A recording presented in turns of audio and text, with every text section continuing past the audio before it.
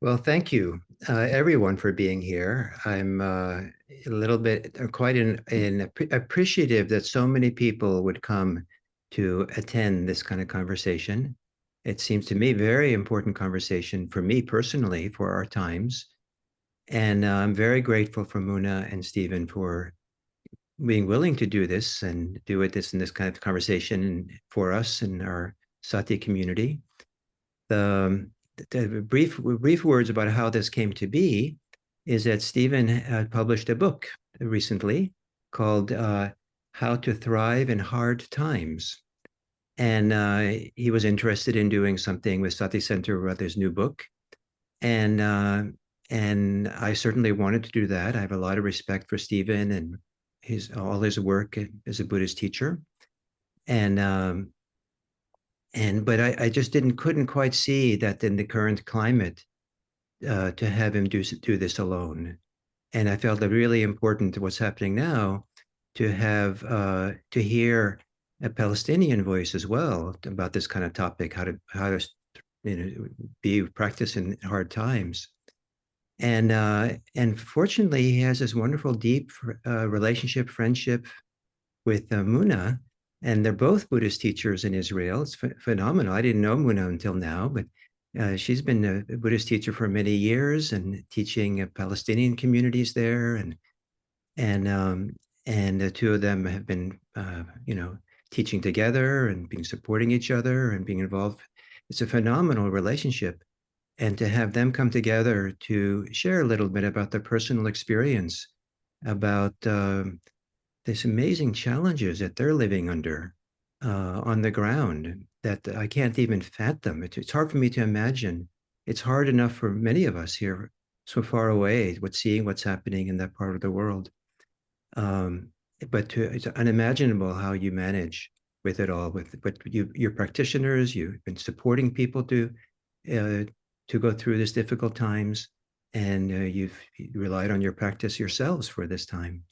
So I think both of you have very important voices, and I would love to hear from you. And if it's okay, I'd like to begin by asking both of you, how have the two of you been impacted over the challenges of the last couple of years?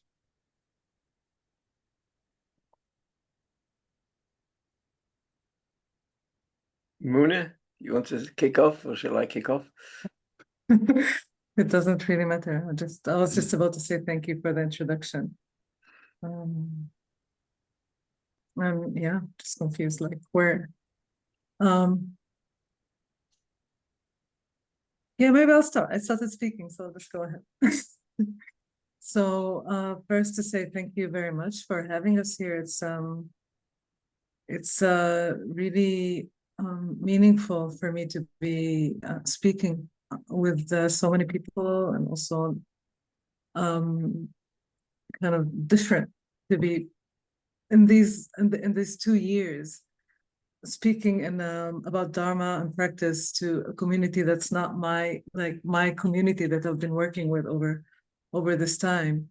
So yes, as Gil mentioned, I have been working with the local Sangha here that has developed over the last 2 years due to the very intense situation that we're facing, due to the whole I can't start even describing all the atrocities that we've needed to handle. So I think that this would be the first thing that I would mention about how these last 2 years affected me. While the practice was very much on, like I was teaching and leading and practicing a lot, but it was not in this incredible intensity and like so much work dedicated to the Dharma and to the practice like it has been over the last 2 years, because I found that there's a very clear urgency to be changing or to be really working with ourselves and working with the, all the amount of hatred and anger and fear and whatever difficult emotions that have been, that are arising due to the situation. And so we created the Sangha, and it's been really working very intensely and very beautifully. And Dharma has been like really the path, you know, like really practicing ongoingly.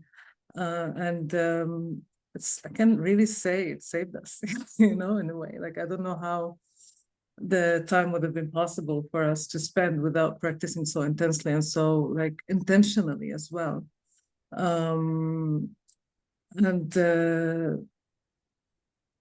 Many other things have happened on the personal level. Like, I can say that the division here is incredible.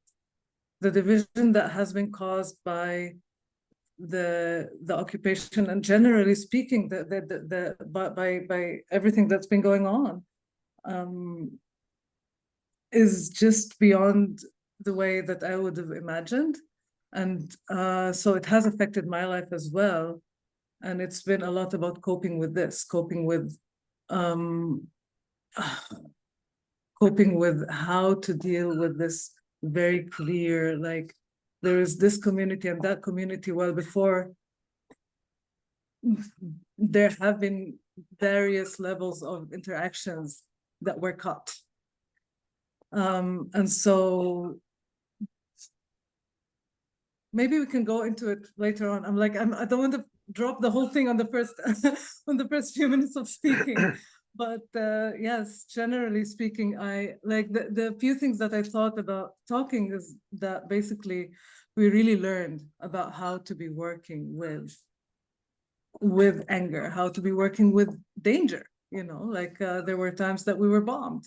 So how do you deal with that? How does Dharma serve you in this? You know, how do you find your way through in the most rational and open-hearted as possible, and also guarding the heart as much as possible, to not be lost with unwholesome feelings and emotions, generally speaking.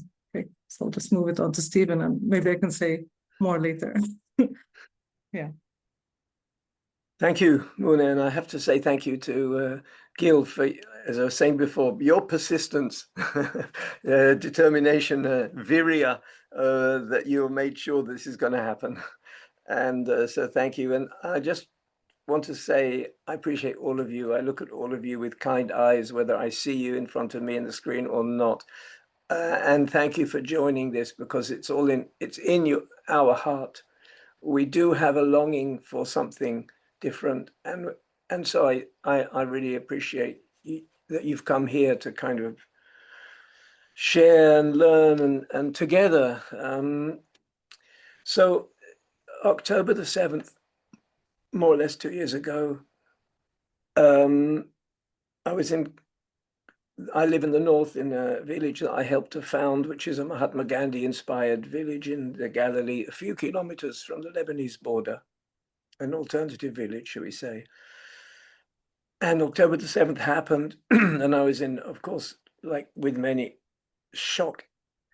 I can't say that I was surprised, because I've been writing about this from the very beginning of my writing on the Dharma, that the actions not taken, the roads not taken, the healing not done, the forgiveness not happening, the support from a whole Palestinian people that were suffering from ethnic cleansing. I know it's a loaded word, but that's basically what happened. And 80 years, it hasn't healed.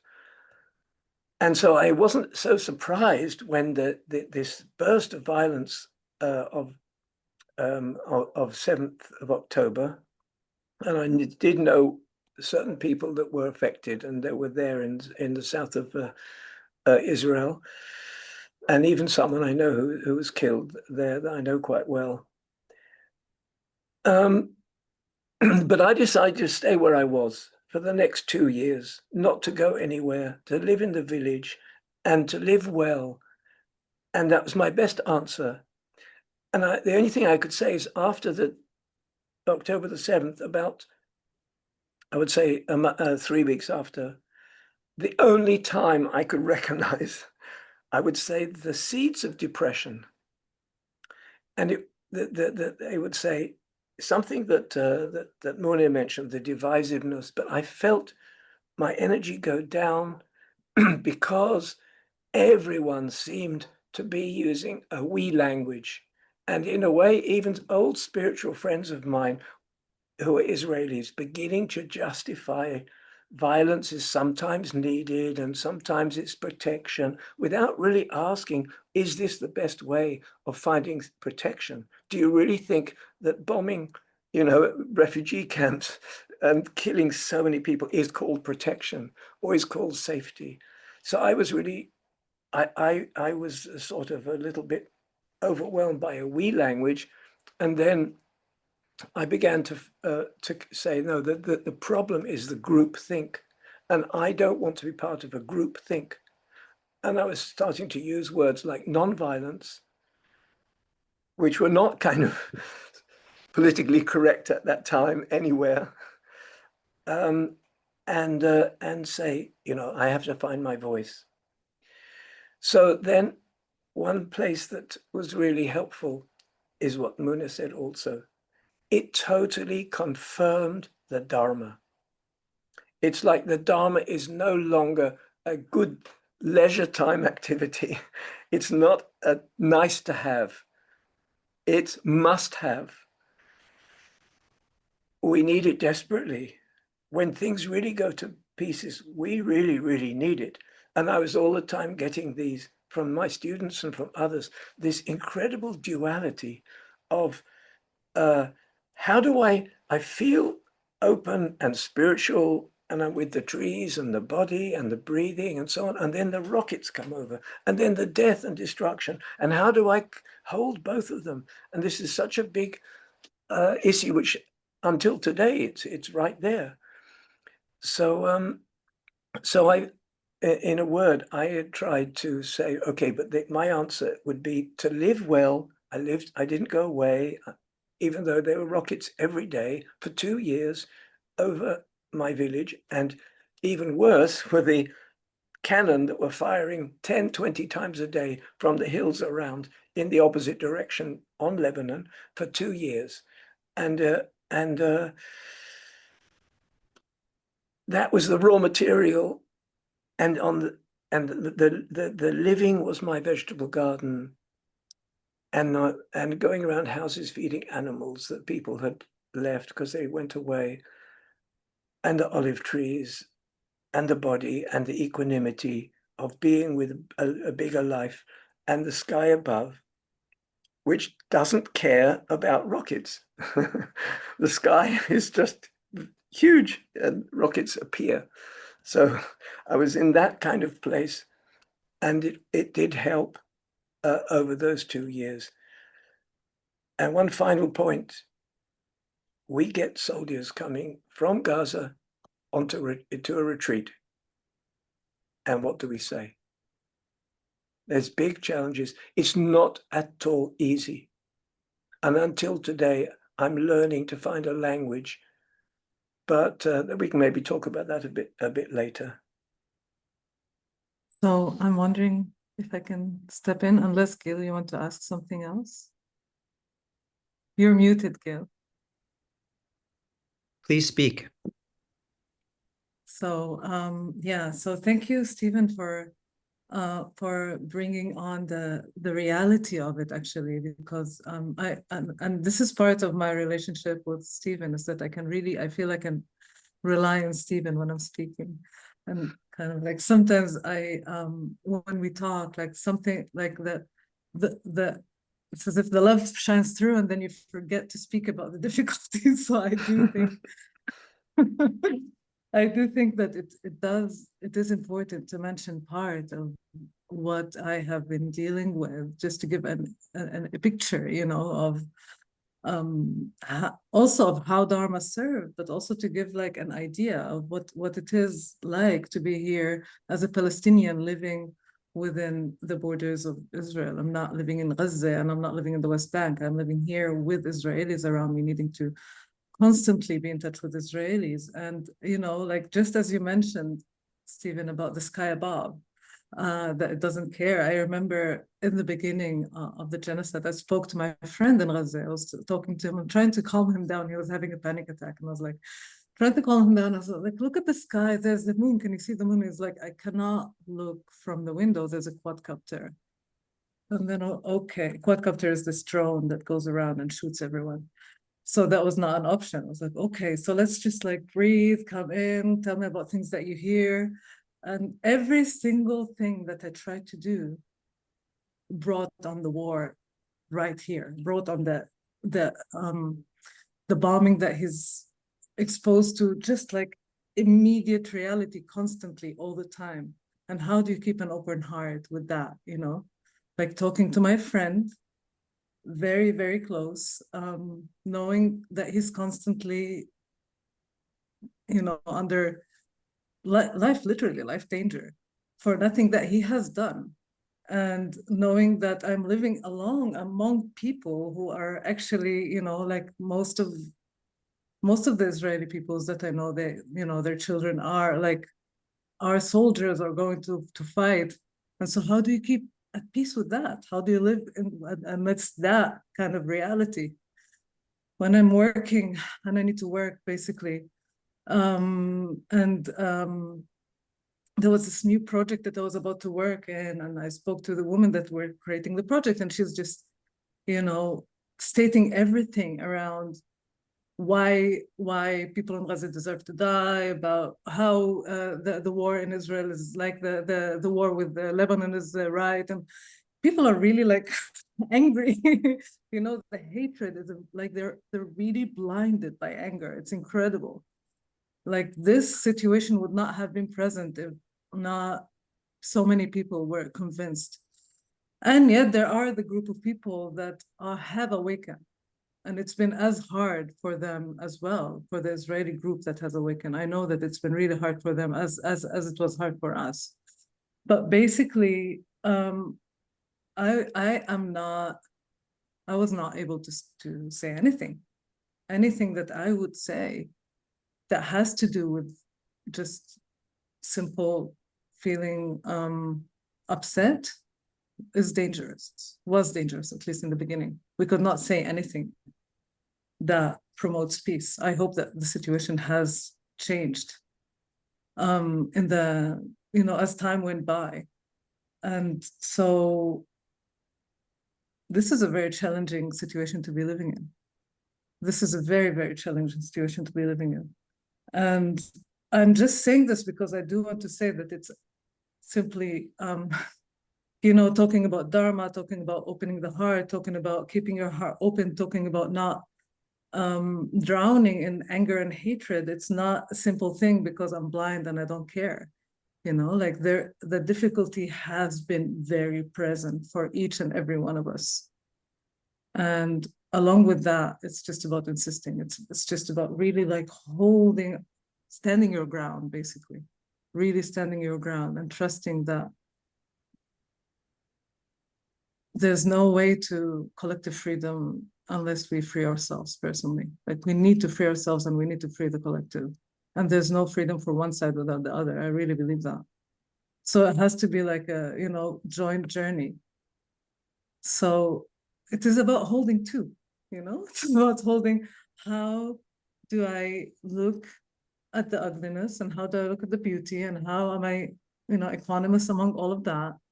Know when to say no to certain things that are not okay. They're simply not okay. And yet within my heart, understand why that is happening and not hate, which is a really big challenge. So I'm gonna pass it on. I have many other things that I wrote down, but I just want to like, I want to deliver it to, if you want to continue saying until I just take a breath with everything that I said. Well, thank you. I'm very moved by what you're saying. And as you said it, I think you mostly said it very personally, your challenge, but you've been supporting Palestinians in your Sangha who are also having the same challenge. Some of them might be even more intense, which is hard to imagine, but yes. Yes. And what I want to ask some question about how it is for them and how you support them. And but I'm kind of a little bit right now kind of stunned by all this, and I don't know what the right question is. So maybe you can help me. It's a very interesting journey, you know. It's a really interesting journey. People are in various places, you know, along the path. For me in my Sangha, some people are not, you know, like they only are willing to be in the Palestinian community. They're not open to relating, and some people are. And for me, the thing is, it's not even about whether I am or I am not relating to Palestinians. It's more to Israelis. Sorry, it's more about how do I walk my, you know, like my daily life with a way that I do the least damage possible. And I want to say something else. Like for me, it's been incredible. Like I go traveling on the trains, like to work sometimes, like I just take the train and I'm surrounded with soldiers, right? So very often they're like with their guns and everything. And I found it more often than not that I sit in front of a soldier and my heart is open. Well, it's incredible. Like, I don't know what to do with yourself. I feel like this young person who's going there, doing the thing because they think it's the right thing, for some reason brainwashed that. And it's like, I can't full-heartedly say anything except for kind of like really understanding where they're at and wishing for them to be somewhere else at the same time of understanding what they're about to do and really like, wow, you know, so it's a very complex world of emotions and feelings happening there, you know, it's really, really complicated. So it's mainly about how to, again, stand your ground, you know, like really know what is right. Understanding that someone is traumatized. I know that the Israelis are doing this because of their previous trauma. Knowing this does not mean that I agree to it. Understanding the trauma does not mean that it's okay that they would traumatize me or my people or anyone else, you know? So the violence has to stop on both sides. And now, like all these traumatized people in Gaza and here and everywhere, like, what are we gonna go with that? We really need to stop this. We really need to stop this. This is, you know, violent madness has to stop. So I didn't actually answer your question. You asked me about my son. No, you didn't. Basically, what I'll just continue the sentence. Basically, is that I know that there, you know, there's the level of where we're hoping to go and where we're at, and being as compassionate as possible with where we're at. So if someone's not able to take the step, like if someone says that they see a soldier and they hate them, it's, you know, I cannot expect them to be where I am. So it's just being gentle with yourself as much as possible and know like what is then how to work with that. How do you work with this? How do you like really notice thought, emotion, reaction, you know, and all the steps like A, B, C, D, and going through with that, trying to kind of like, you know, dissolve this as much as possible with a lot of compassion. And so you're teaching your Sangha to do that. Trying to, yes, of course. But you've been together for 3 years, 3 years. 2 so years, yes. 2 years. Yes. So yeah. 2 years is a long time to stay Yeah. together. So something is working.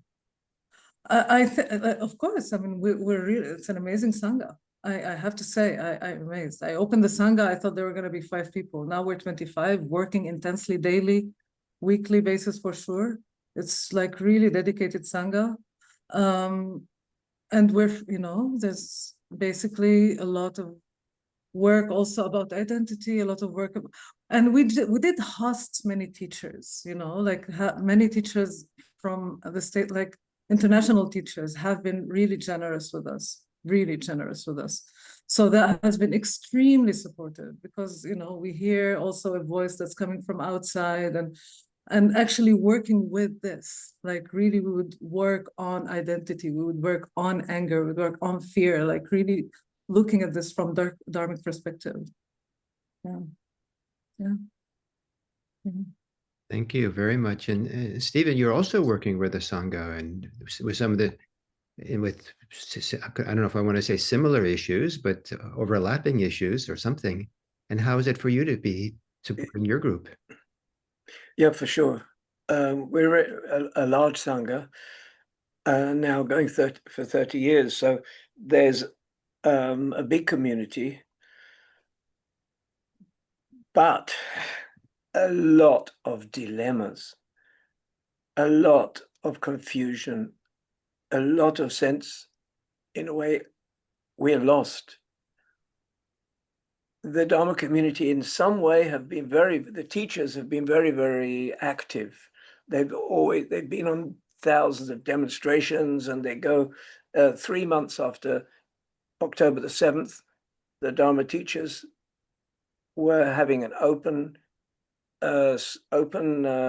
Zoom facility 3 times a day for 3 months, every day, 7 days a week, 3 times a day, offering space for anyone that wants to come in and practice and talk and share. But there has been a huge, and there is still a huge struggle with what is the Dharma now. And people, for example, say, I can't meditate anymore. And my answer is, you've defined meditation in a limited way. You've defined meditation as quietness or breathing or being inside yourselves and so on. This is the time for the Eightfold Path. This is the time to really ask good questions. This is the time to ask, what is an ethical action for you now? To use the dilemmas and the emotions and the pain as a wake up. The whole thing, the failure, I think, in a way, the whole Israeli society, and I don't like talking about Israeli society because it's a little bit also a label, but that what happened, there could have been a wake-up call on October the 7th, and there wasn't. There was just reactivity and tribalism. The Dharma community are not in that tribal place, but they are left with how do I be with the impossible dilemmas that it creates. So one of the places that I try and help is to really keep asking good questions. What is it that you are intending? What seeds are you sowing? What seeds are you sowing for yourself? How do you feel about the other across the divide that Muna was saying? What are you doing with your pain, your sadness? Is it just creating depression and down and helplessness? What's the tools for empowerment? So there's a lot of possibilities of turning the corner, but it's a very difficult journey. And of course, you have loads and loads of people, some with more insight and freedom and a sense of spaciousness with their emotions and their wisdom, and some are struggling more. I have to say that my human side is there, absolutely. Like in the evenings, in the night, sometimes I really feel that the children in Gaza are my children, my grandchildren, and they come to me in the night, and I feel them in me, and then I have to work with that pain. I'm picking up pain all the time. I don't think I've ever cried so much in the last 2 years. I'm just sharing that personally, and it's the big picture totally supports, but also the sense of the humanness, the vulnerability needs to be addressed and needs to be held with love and kindness. And that's a long journey. I would say one more thing, that the learning that we're all going through is learning what kind of Dharma do we need now, which is much more Eightfold Path Dharma than a kind of a pure samadhi-based Dharma. But at the same time, we are learning what kind of language it's possible. And just what Muna was saying, what do you say to someone in front of you that says, we have to kill them all in Gaza? What do you say as a Dharma? Where do you go from there? And this is a learning process, which I think all of us, wherever we are, in New York or in wherever, we need that learning process. How can we help a wake-up call to a person that's coming from that really locked in, reactive, divisive place of them and me, this strong place. How can we move that? And the answer is a little bit is often possible, but not to expect more than that. We can't. People are kind of built big defensive walls, and it's hard, but it is possible. And like I say, good questions, moving a little bit the boundaries, opening unknown, being with the unknown, being with the pain. So let the pain work. Let the sadness and the difficulty work. It's your teacher.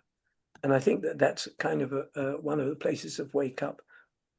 Let the pain be an engine that drives another way of looking.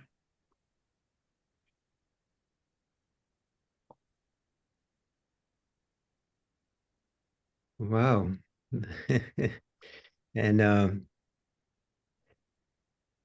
the conversations that the two of you are both avoiding and needing to have, and that both of you see it as opportunities. That's quite something. I mean, just to see that there's opportunities, even if it's very, very small steps, is a phenomenal place to come from. Yeah. I mean, some people give up and some people take strong stands that are so. I want to hear more about how you have these conversations.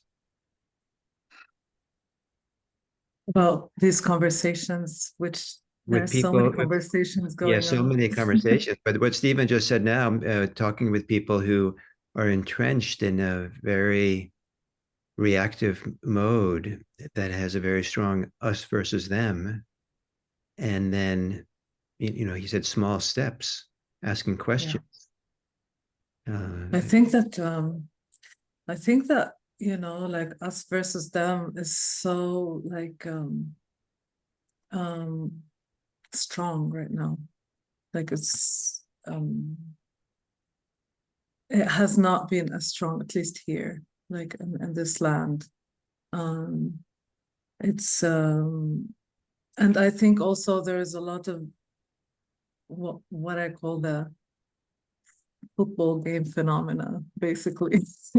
Like one wins and the other loses. And I do want to suggest that we all lose and using violence, and we would all actually really gain if we choose a different path. So it's I think that it's really important to also, in a way, describe this incredible difficulty. I have noticed that when you live here in this reality on this land, there are so many details and so many situations in the daily life that really offer an opportunity to wake up. And it's completely different when you watch it from a different distant country. I think that people who are like a lot of what's happening abroad, on one hand, it's extremely helpful for us as Palestinians, but I think that it's not, if it's hatred based, then that's not useful really, because it's creating even more reactivity within the Israeli community. And I think that, the more we push, then the more pushing back is present. And it's a lot for us here to be doing this work. But for us living on this land, I think that also I think that, with the us, them, and this whole part of that othering, like there are parts that are not healthy, like hatred, but there are parts that can be really healthy, which basically for me means that Palestinians can work with the Palestinian community and Israelis can work with the Israeli community to bring it into a meeting place. Some work that I cannot do, Stephen can do. Some work that Stephen cannot do, I can do within my own community. Like if Stephen would come now and talk to my Sangha, they would be furious and angry. But if I talk to them, about that from my own wound and experience, it's a whole different thing. So it really is important to speak from the place of experience and not not from a, like not preaching or telling, because only speaking from a wounded place that healed can you help someone else walk this path. Otherwise, it would be patronizing and it would create resistance. So for me, this is really meaningful, and it's a lot part of the reason why my work has been focused on the Palestinian community, really. Not only that, it's also because I know there's a lot of work, and I do feel like I need to invest all my energy to do this work here, and less right now in the meeting. It's really about, let's free ourselves, because when you're free, then you're free. You don't. There's everything dissolves basically. I know that we're a long way from there, but we need to know how to walk this path without also burning ourselves. Like there's only a certain level where our nervous system can handle. So I know with my sangha also at times they're upset with me, like like, don't push us too hard. I'm not pushing. Like, I try not to push as much as possible. It's where you are, just as long as the title is there, and let's, as I said, just be gentle with ourselves, not to expect ourselves to do things that we're not able to do, because that's exactly the second arrow, right? Like, not to expect ourselves not to be angry, not to expect not to, like, it's there, it's present, I'm aware of it, I allow it to be, and experience the pain of it. Just allow it to be and not dwell in it. That's the other part, right? Because it's one thing to allow feelings and emotions to be present and to look at them. It's another thing to allow them to ignite a whole chain of reactions that then is not useful. So it's a very fine tuning between when to move from a certain feeling, emotion, just to observe it and know that it's there, and where to actually really allow it to be present and have the full volume of it present, so that it can continue and move on. It's also a lot of self-work, like I am doing a lot of work on myself before I come along and teach it to my sangha or share it with my sangha, and I'm also learning a lot from them. I have to say that this is really one of the first times that we've been doing something completely independently, like just us as a sangha developing, not connected to anything that has to do with our society or environment around. It's just working and getting some help from internationals, as I said. But basically, it has been an independent Palestinian sangha, which is really amazing. It's a very big thing for us. So it's a lot of attention to many, many details. I think that it's really so much, and constantly working with all the, with all the tensions that awaken from the work that we do. Just have to know your truth and walk it. And it comes from the Dharma. It's inspiring to hear you. It's inspiring to hear what you're working with and what your sangha is working with, and I've witnessed other communities, Dharma communities, that are living with some of the biggest sufferings that humans can possibly exist. And the suffering is, they tend to be transformed, the Dharma, much more quickly and deeper than the people who are not having the same level of suffering. It's quite The four truths, right? facing the truth. And there's a, and I wonder, Stephen, I'm also inspired by, over these 40 years that there's been an insight communities in Israel, how much it's grown, and how many retreats you do, and there's even an insight retreat center that you have in Israel that holds 100 people, right? Yeah, it And can so, hold 110 people, and we have 45 retreats in the year. so and And so, it, and so I'm curious about, you started talking about this already, but that's not a homogeneous group that comes there. I imagine that there tends to be a little bit in the direction of people interested in peace and working through all these difficulties, but it's probably not an harmonious group. And Palestinians come there as well. I imagine it's an Israeli majority. How do you work within that community, within those sanghas, on retreats or in sitting groups? How do you work with these challenges there? I would say it's not easy, and we succeeded a bit, and we also fail on the level of, for example, Palestinians wanting to join a retreat can often feel not quite welcomed enough. And I have been trying to do something about it, but it's very entrenched. It's not only Israeli phenomena, it's also something which is built into the structure, almost like into the Dharma itself. And Dharma coming from basically the pioneers who went to the East and brought it back to wherever, Berkeley and Tel Aviv and London and New York and so on. And I think that what I find really inspiring is Mune's understanding that there needs to be an independent Dharma that is growing from its base, and the Dharma needs to be different. It's not just a language, it's not just a difference between Hebrew and Arabic. It's actually a very deep cultural difference of the way that Dharma is taught, is seen, the challenges. I remember in the West Bank, I was once with 60 or 70 young Palestinians, and they said, teach us meditation. We understand that's what you're doing.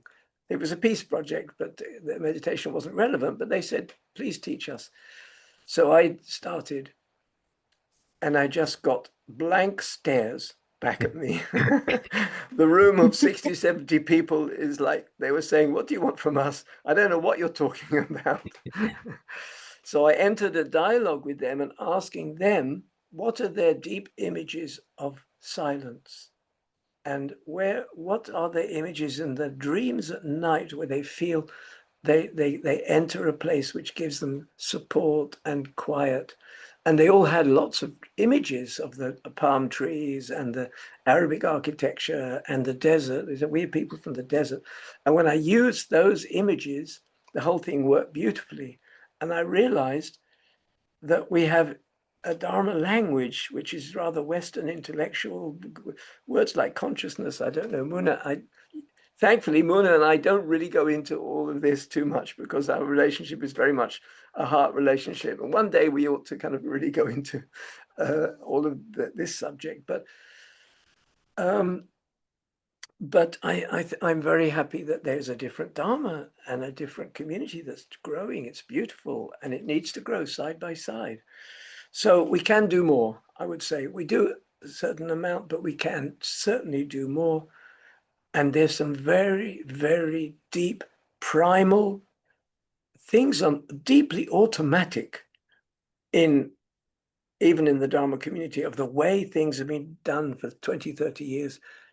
It's not easy to kind of change, but there is a heart element to that which is really important, and the heart does move things. And I remember I've done many, many years of peace activities and peace walks in the West Bank, and with Israelis, Palestinians, Jews, Muslims, Christians, and often young people who have no previous Dharma at all, but they really appreciate the chance to walk silently, Jews and Arabs together, quietly, showing and slowly showing that there's another way. And there's things there that are really important, a kind of modeling that peace is possible. So I know that there's issues there with especially today, and Mona has said it already, but especially today, when peace is not a word that is useful anymore. Now is the time to save lives of children and save lives of people. This is the time now. But still, I do feel that what we did in all the years of dialogues and so on really made a change in the people that joined there. I don't know where it went for them. I'll give you a small example. At one session, we had 15 Israelis, 15 Palestinians in Nablus, and we had two young guys who were basically fighters, the Palestinians. It was before Hamas really, but you could say they would be Hamas fighters in the modern definition. But they were angry with us, with both sides, etc., but they stayed, and for the first day and the second day, in the morning, Israeli woman, 50 years old, turned to them and said, "You are my sons. I don't see a difference. You are my sons." And something at that moment melted, and they told their story of their trauma, of the family members that were shot in the street, and so on. And they shared it, and then they came in. And what was interesting was 10 years after that event, they were still calling this woman and saying, "We're here. Are you with us?" "Yes." "We're with you." "Yes." So what I'm saying is that's a pure heart movement of the heart, and it can do amazing things. Sometimes break structures of built into the identity. When you see that the identity can actually crumble a bit, and the heart language can change something. And one more thing, today you could say what's happening now, what's been happening now in Gaza, it can't get any worse. It's at the rock bottom, the amount of death and destruction and suffering and so on. But there maybe is a place now, the heart can say enough is enough. We just have to hope that there is a kind of understanding, enough is enough. And if it saves a few lives, that's to me basic. Thank you, Stephen. It's always so touching to listen to you. I love this beautiful heart, and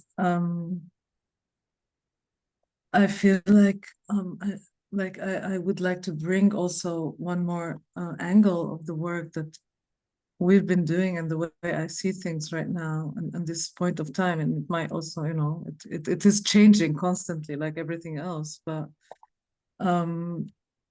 for us, like one of the most beautiful, like one of the most strongest memories I have is of like the Sangha gathering, having one long practice day together, and then some of us together going to a demonstration from the day of practice, just directly walking down into the demonstration. And I'm saying this because it's really meaningful and important for me that it's not understood that all we do is meditate. Actually, we do, I think, action and activism is really important at this point. Like the violence has to stop. I mean, now I don't know we're in this transformative change that I don't know yet what's going to happen there. I like just zip my mouth until it's constant and clear. But I think it is really important that it's not only about having an open heart, it's actually about action. It is about action.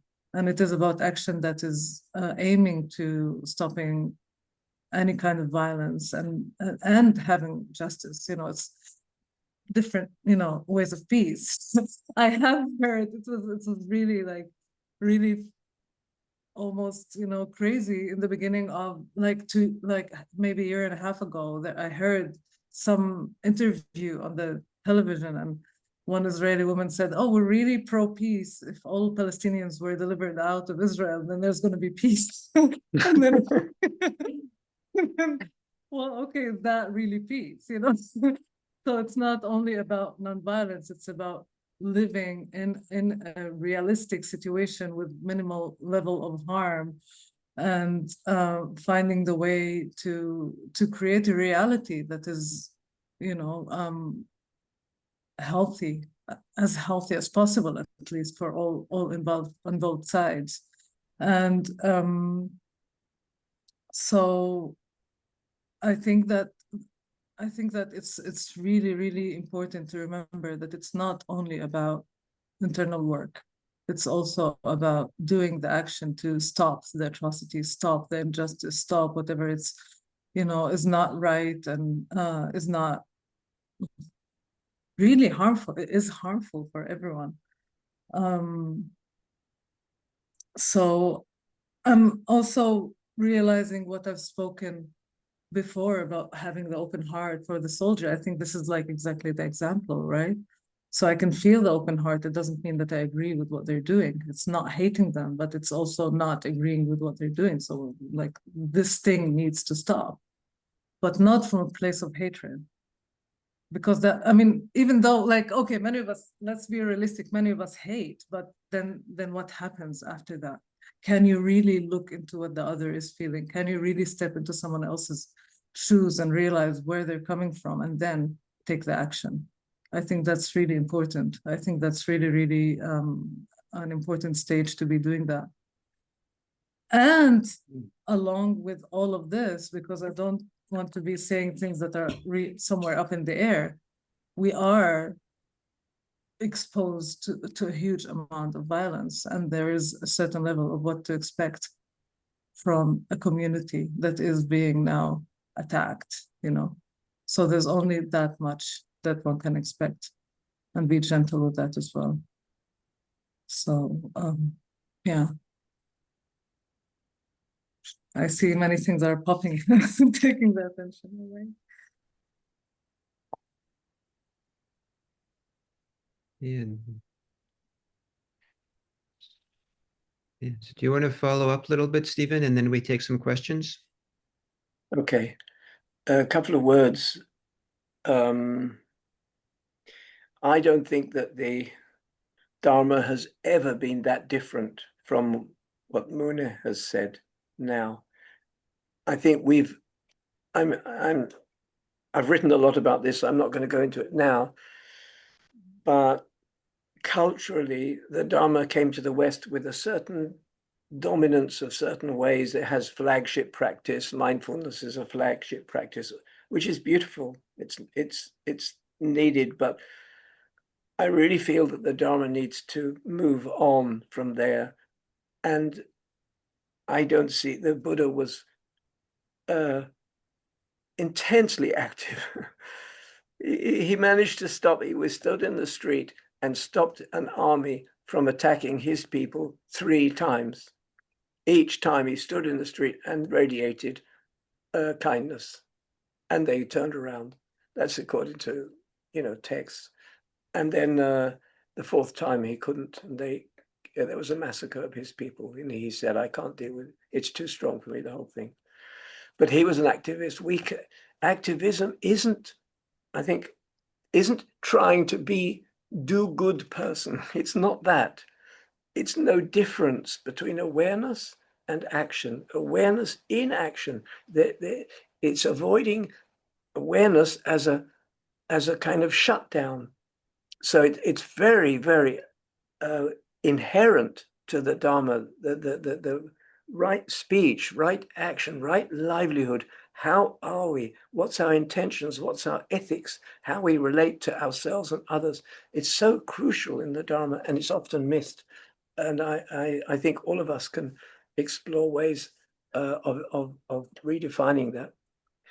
One other thing I want to say, which I didn't say before, about speech.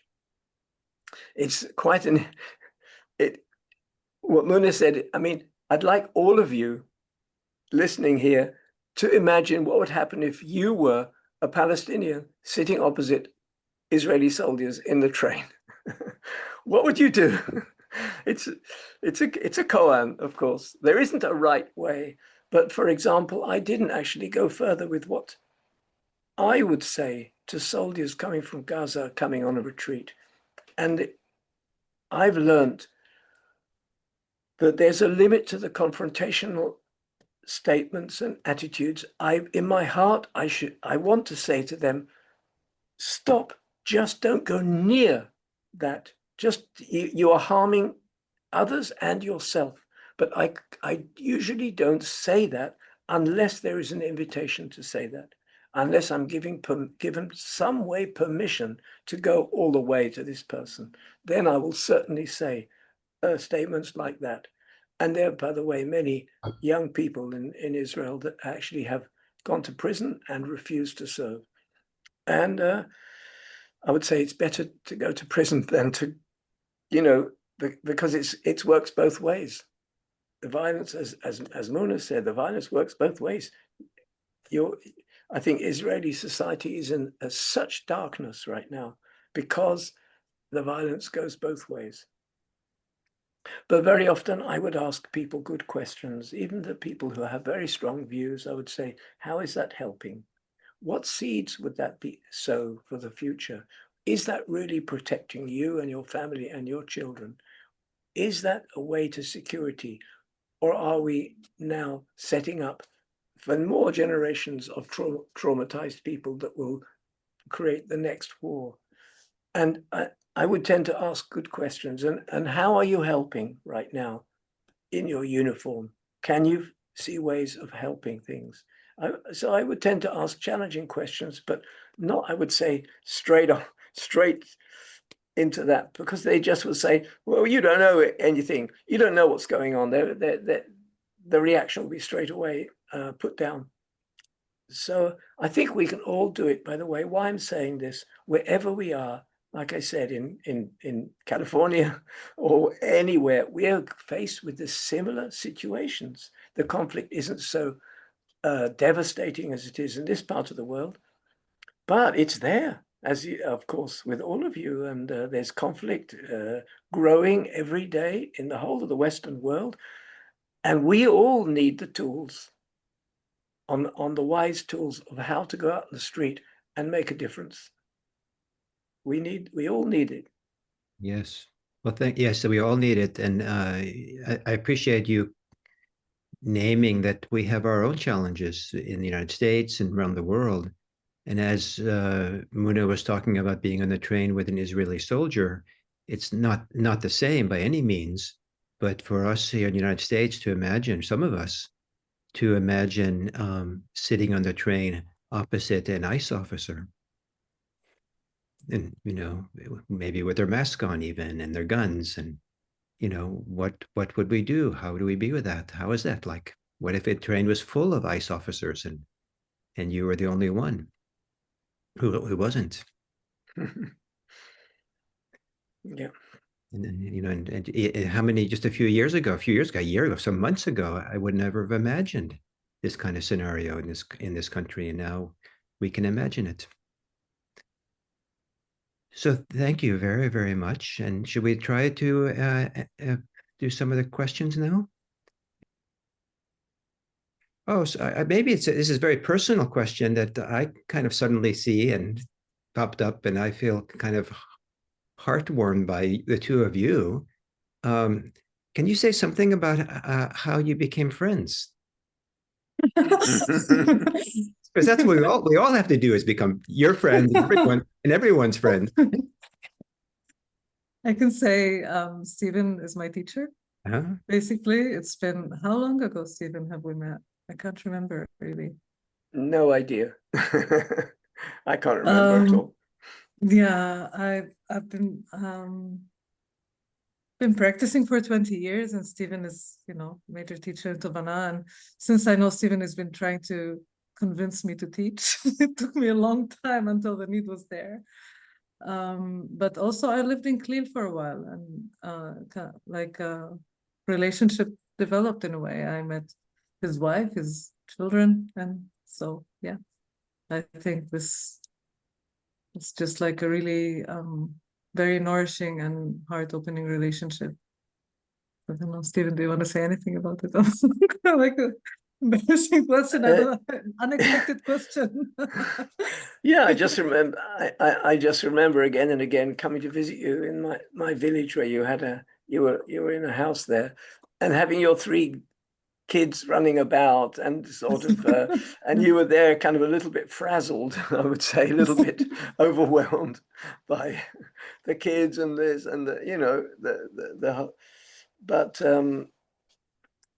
and we had connections to do with healing and health and that world as well. So it just happened naturally because of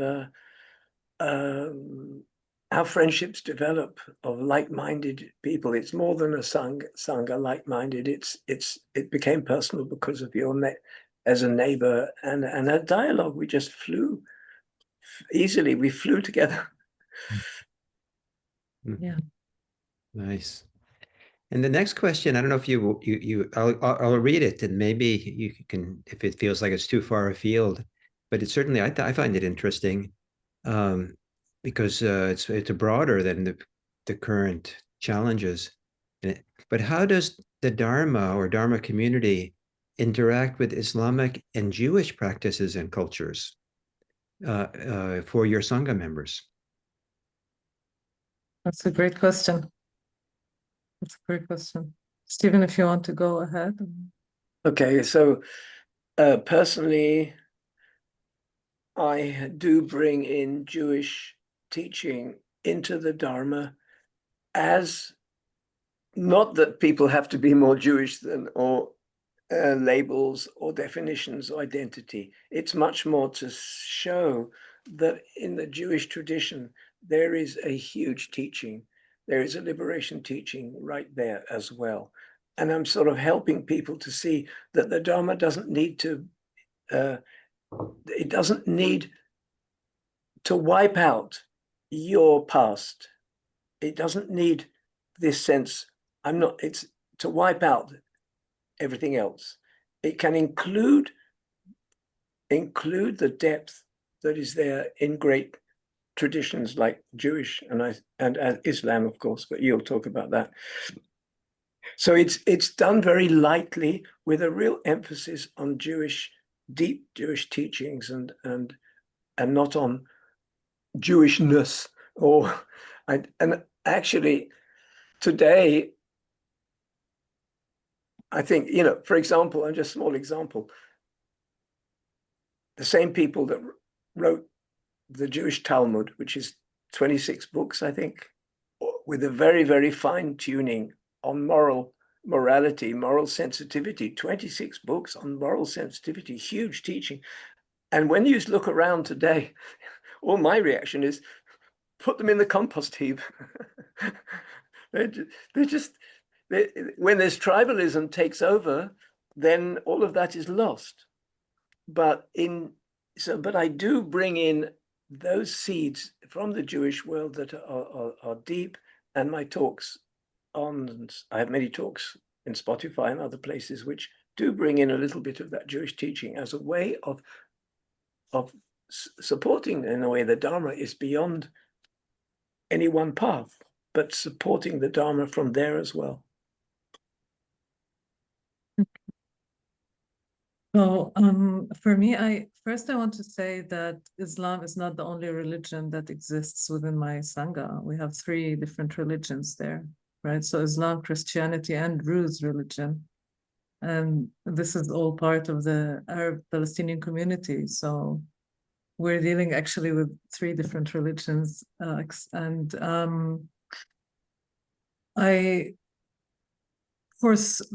think that the main issue arises when there is a group of religious people who have fear from bringing anything that's considered to be sin for the religion. That's where the issue can arise. So for for some religious groups, talking about Buddhism is sinning, and so in this group, if I'm addressing such a group, I would less use dharmic terms, but more scientific mindfulness, meditation instructions that would show the path anyway. I don't this path is so real and so practical that it doesn't have, I don't have to use dharmic terms. But within my Sangha, there's no issue there. I think that also a lot of the religions do support this path. It's a path of heart, and all religion, ultimately it's all one path. And I do have one person who in the Sangha who's religious, and I was a little bit concerned about this. So I spoke to him, and we had a very clear talk, and we agreed that if something touches his fear, then he can share it with me, but we will be free speaking as we do. So we had that agreement happening, for no expectations in there. Like, I don't expect him to agree, and he doesn't expect me to stop from speaking about it. And then that's, you know, just really opened it up, and that's it. That made it a safe space for him to be present as well, along with his religious path. But it's incredible to see how engaged he is in the Dharma, how engaged he is in the practice, not in the Dharma, in the practice. Really, like really sharp mind, and it's beautiful. So we had to like create this safe space for in the beginning to ensure that he doesn't feel threatened or need to protect himself, and that's it. And then yeah, I do as well, like Stephen, use sometimes things from, but I don't know anything about Druze because it's a secret religion, but I would use things from Christianity and Islam along. And also I want to say that many things in the Arabic culture do, in the Palestinian culture as well, like examples, terms, words that do serve the practice. And this is something that Stephen mentioned before, and I think it's really, really meaningful because we did not have such a rich meditation language. We had to develop it really. What terms I use, how to make meditate, because when you meditate in your own language, it's a whole different thing. It makes you feel at home. It's not their thing, it's my thing. I'm using like really Palestinian terms that a lot of them bring, like a lot of them are really in accordance with the teaching. Yeah, Hadat Bal is something that has to do with, you know, being calm and quiet, equanimity. So there are various terms that I take from the culture that I embed them within the meditation, and that's extremely helpful. It's really wonderful, really, really wonderful. And there's a lot, like it really supports the practice, all these terms. Thank you both. And a question here, I'm struck by how many times you both reference trauma and trauma responses. Is there a role that you can envision for those of us who might be therapists to contribute to collective trauma healing?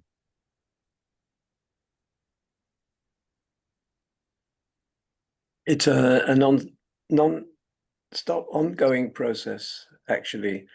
And therapists are very involved. There's so many Dharma practitioners that are also therapists, and therapists that use Dharma. There's whole schools of psychology like ACT, acceptance and commitment therapy, that are very much about the bridge between therapy and Dharma, particularly in relation to trauma. So I think it's very, but you need a different Dharma. It's not the classic Dharma kind of tools need to be adapted or changed. They're not always relevant. You can't be in a kind of a framework, a mold called this is the Dharma practice. But when you're talking about trauma, which I'm not an expert myself on trauma and trauma therapy, but I do have some experience with people that come to retreats and they are carrying a lot of trauma, and then we can help them in slightly different ways. But if there's major trauma and so on, then retreat is not a right place. We do say no sometimes. Yeah, I could say that it's really, I agree with what Stephen said. I don't have much to add except for the fact that, you know, like sometimes it's about us practicing as we come to deal with the people who are traumatized. Like when I speak to my friends in Gaza, then I don't suggest meditation, but I know that I am working with my own reactivity. I am working with my own everything that would come up. I practice Dharma and awareness and everything that is my tool. And then you just know, you know, sometimes it's just not right to, you know, not right to use certain, like I gave the example in the beginning. I was really naive and just like kind of trying to bring the person into a present moment while actually there's the bombing going all around. So that wasn't the right thing. The right thing in this moment is to make sure that he's safe. And many times that also, you know, the moment that there is safe, something really strong, you don't want to re-traumatize. this is one of the major things but it's a whole, it's a very large field to be working in. I think it needs actually to be specialized. The one thing on tip of the spoon that I would be saying is that, like, the self-work as you're working with others, like, know it yourself before you implement it on others. This is mainly. I wonder for the two of you, I mean, what I hear a lot of, I believe here, is emphasis on personal practice and supporting people in their practice. Do you have any vision of how to have cultural change? Cultural change. Cultural change, because I mean, the whole culture, I mean, many cultures are, are a little bit askew, and without cultural change, only so much can happen. Do you have any vision of how cultural change can happen?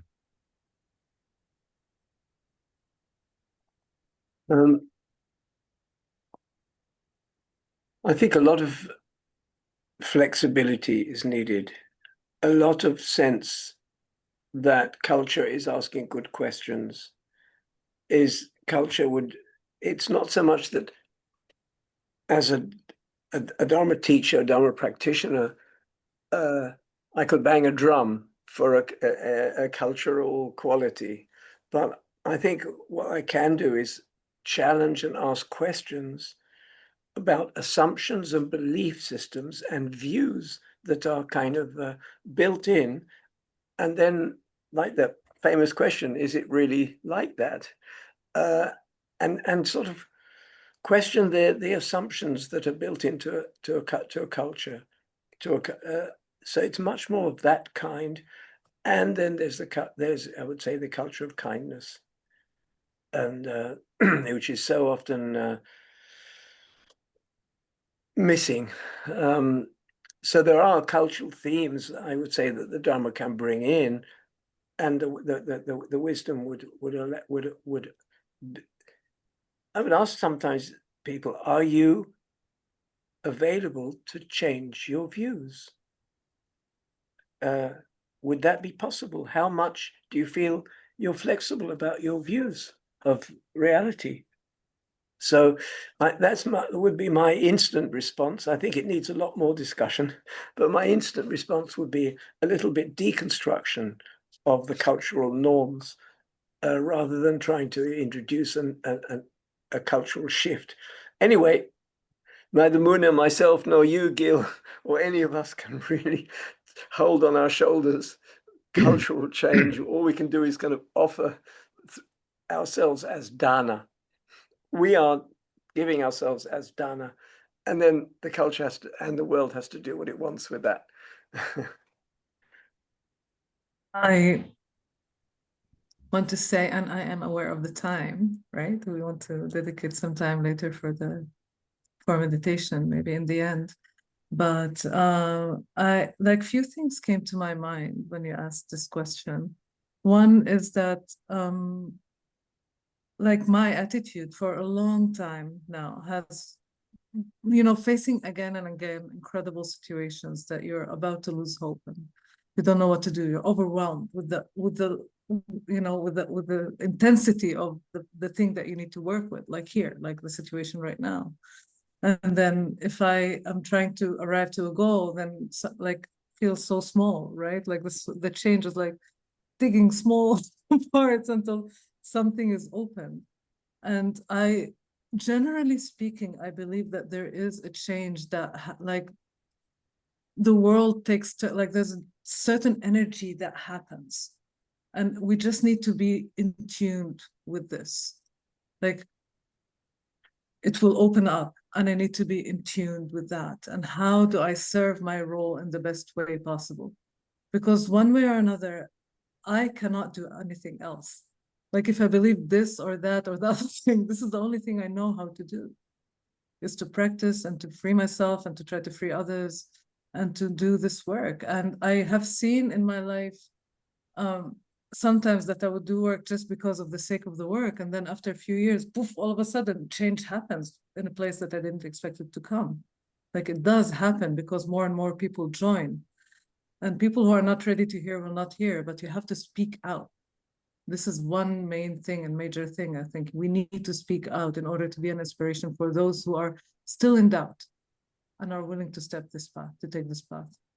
So, and I think that in personal attitude, it's really about a balance between capacity to be compassionate where the person is, but also not to compromise and agree to anything that is not wholesome.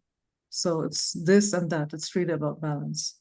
I think that ultimately, I'm not, like I wish I could say I believe that everything's going to be okay. It's some sort, like it's not. This is the reality, but I just need to be tuned with what is asked from me. And the more I practice, the clearer it becomes. So this is really my answer. Great. Well, thank you very much, both of you. And we were going to end with a short meditation. And before we do, all three of us here, Stephen and Muna and myself, if you're inspired to offer support or dāna for this event, Muna has good friends in Gaza who we want to support at this time. And it seems like with the aid maybe becoming available there, this is actually a phenomenally important time to bring funds in there and support people on the ground. And so Rob's going to put in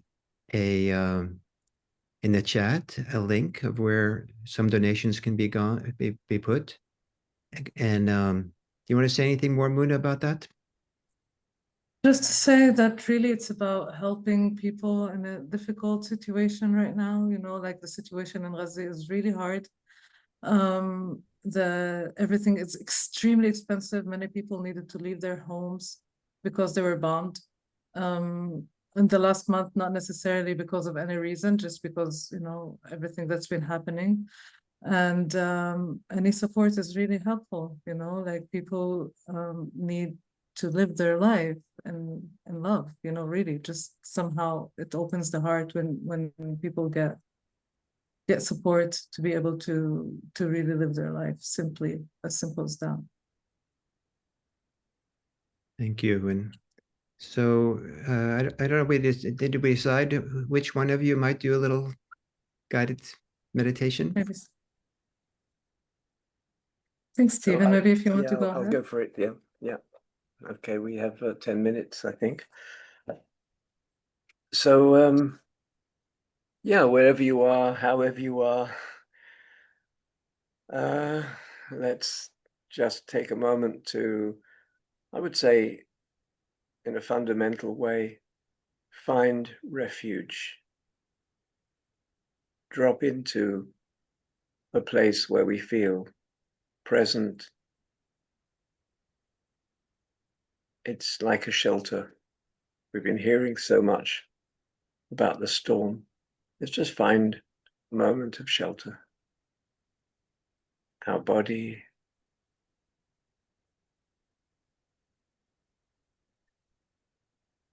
the space around, the earth underneath,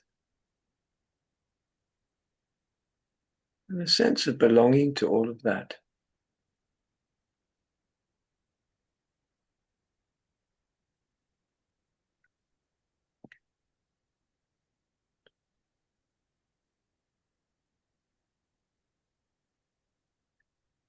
We might connect with our bodily life, if we wish, breathing and bodily life.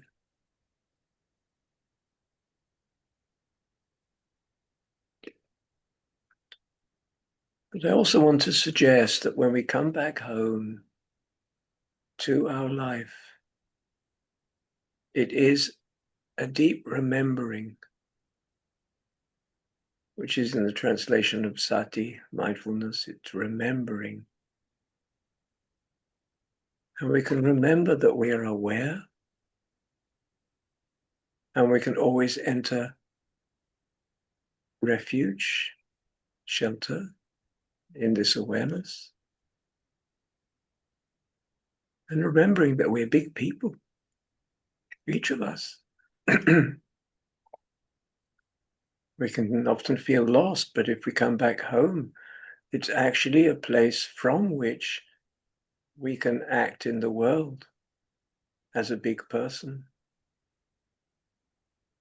from presence,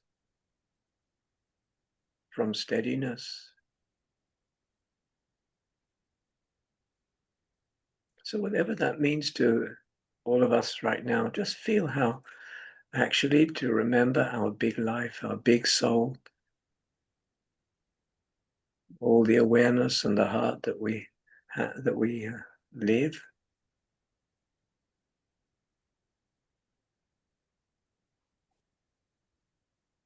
And wherever we feel, whenever we feel dilemmas and we feel lost or helpless, this place of coming back to our big self is our starting point.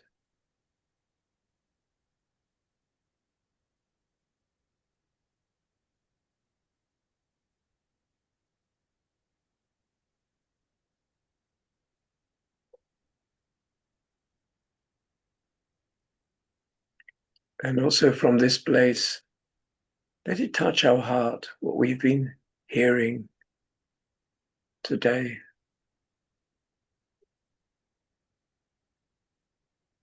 Get a sense of compassion as connectedness, as being part of this whole world with its beauty and its pain.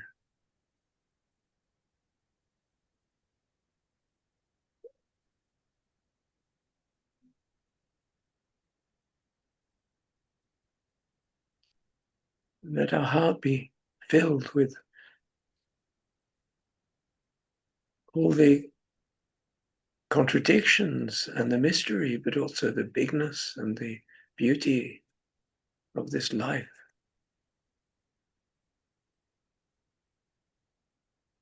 And it will translate into an intention that I'll go out in the world and contribute what I can from that heart. What touches my heart is the call that I'm receiving.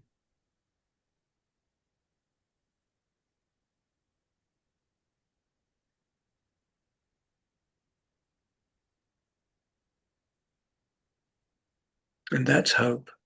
Hope not that something will happen that we expect or we want, but that we have the capacity, the big heart and the big person that we are. That's the hope, that we can go out in the world and make change and do what we can do.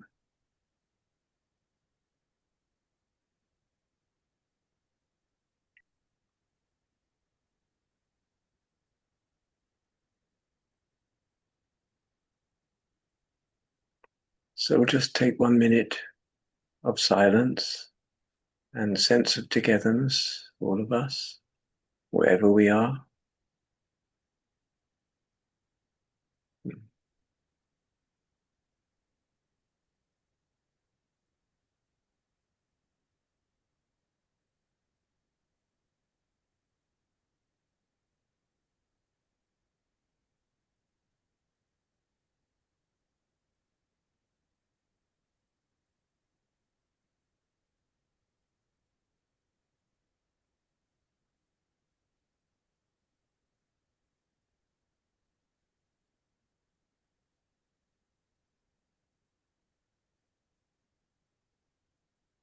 Okay, and let's take a deep breath and let go and slowly, slowly open the eyes.